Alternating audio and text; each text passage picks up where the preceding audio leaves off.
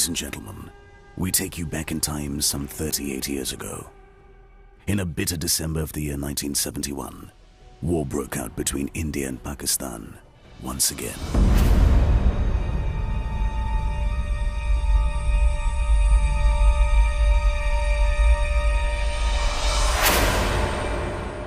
The Pakistan Army perpetrated widespread violation of human rights in East Pakistan, with support from some local, political, and religious militia. It is said that nearly 3 million people died of selective genocide and mass atrocities. Millions of others were left homeless, and almost 10 million crossed the border to seek refuge in India. The then Prime Minister, Mrs. Indira Gandhi, extended full humanitarian support to them by opening refugee camps along the border. India was left holding the enormous burden of this mass influx. Repeated appeals to the international community to end the Holocaust fell on deaf ears. So the Indian government decided to help the Mukti Bahini to liberate East Pakistan, which had already been named Bangladesh by its people. Namo Namo Namo Bangladesh Mamo.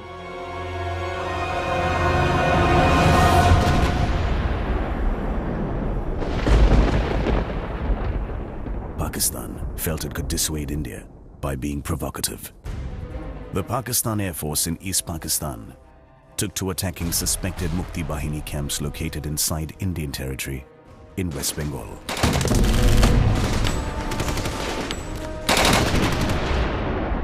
And on the western border, Pakistan combat aircraft suddenly struck 9 Indian airfields.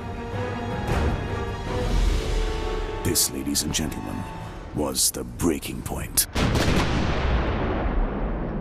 The moment of great peril to our country will our people. Today, the war in Bangladesh has become a war on India.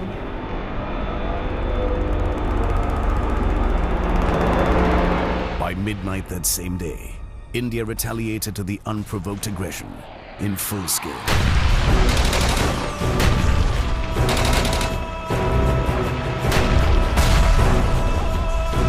India and Pakistan were locked in a two-front war.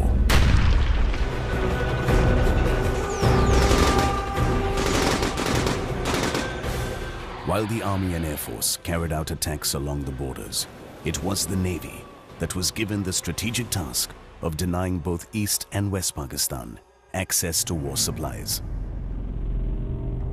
East and West Pakistan were two separate geographical entities, more than 1,600 miles apart, and the only way Pakistani forces could be sustained was through the sea. The aim was a complete naval blockade of both parts of Pakistan.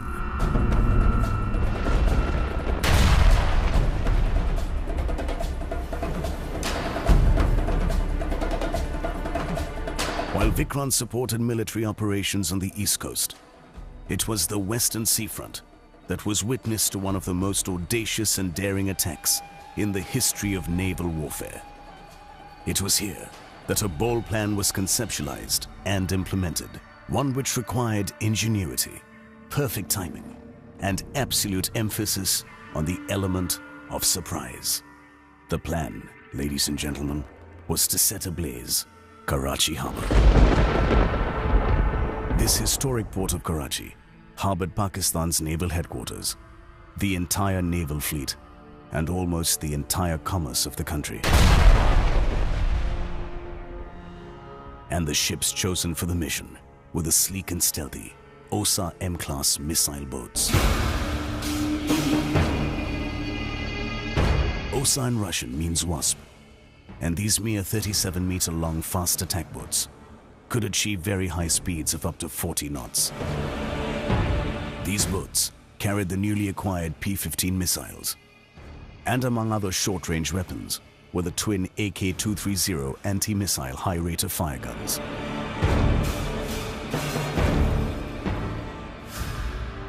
The reason for this unorthodox, bold decision was that these tiny missile boats would provide for difficult, fast-moving targets in the absence of friendly air cover.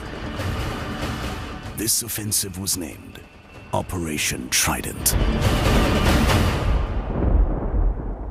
The ships chosen for this offensive were INS Nipat, INS Veer, INS Nirghat, INS Vinash, INS Nashak, INS Vidyut, INS Vijeta, and INS Nirbhik.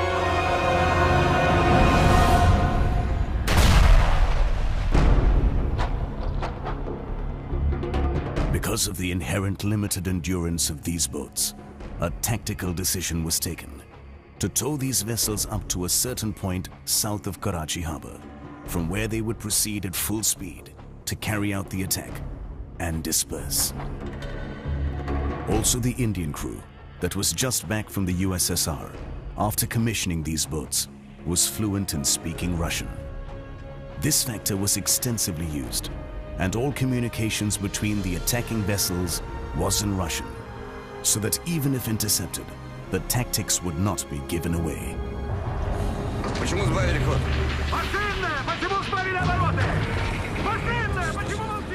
These tactics and methods introduced catalyzed the success of the operations.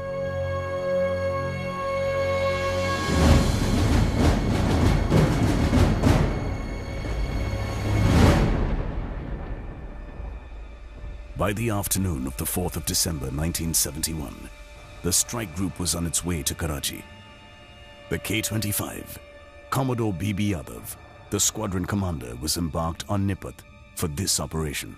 On third night we were sailed, and I was embarked on Nipat as K-25. We proceeded from there towards Karachi, keeping one aim in mind, that we will attack Karachi come what may. In the darkness of the night, the ship silently crept up, hugging the Saurashtra coast, before breaking out seaward. As they neared Karachi, they detected some Pakistani ships patrolling the area. The boat on the left, INS Nirghat, was detailed to engage the contact, which was later confirmed to be the Pakistani destroyer, PNS Khyber. The first missile hit Khyber on the starboard side and exploded below the aft galley in the electrician's mess deck at about 22:45 hours, Pakistan time. The ship immediately lost propulsion, plunged into darkness, and was engulfed in thick black smoke. Khyber sent out an emergency transmission which read, "Enemy aircraft attacked in position 020, Foxtrot Foxtrot 20. Number 1 boiler hit. Ship stopped." This meant that the Pakistan Navy did not even know what hit them. 3 minutes later, a second missile was fired with acute precision. It exploded into the number 2 boiler room on the starboard side and sealed the fate of the Khyber forever.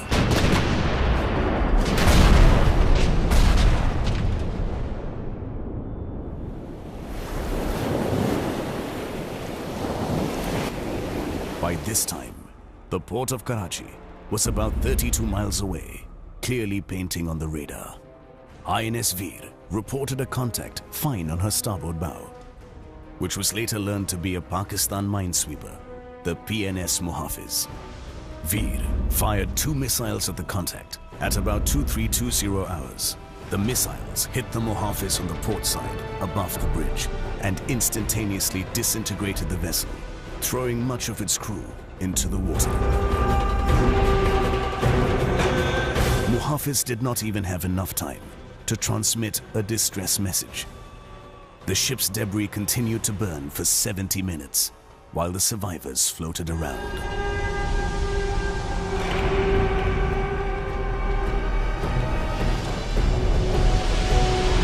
Nipat, showing utmost bravery, continued towards Karachi, and from a distance of 14 miles from the harbor, fired a missile in the direction of the entrance.